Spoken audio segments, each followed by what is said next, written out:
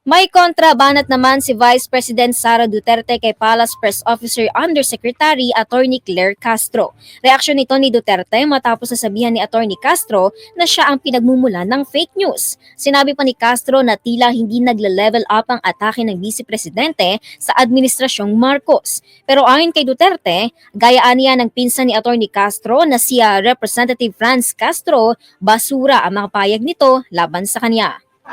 Lagi ko naman na sinasabi, no, huwag na tayo makinig kay Claire Castro at sa pinsan niya na si Franz Castro dahil nga ang kanilang pamilya ay pamilya na garbage in, garbage out.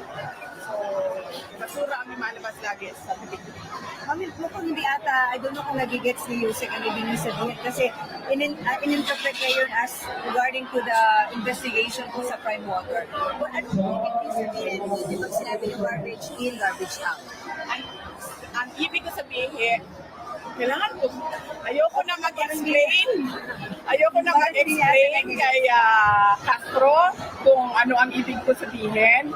Kapag hindi niya naintindihan, ay kasalanan niya yon at wala akong obligasyon na mag-explain sa kanya.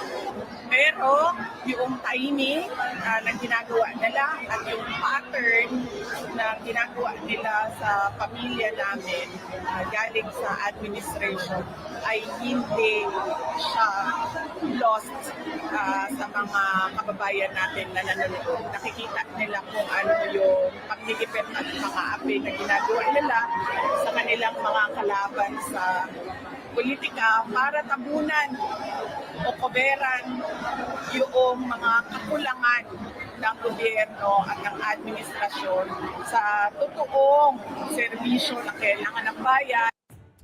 Yan po ang tinig ni Vice President Sara Duterte sa panayam sa kanya ng media.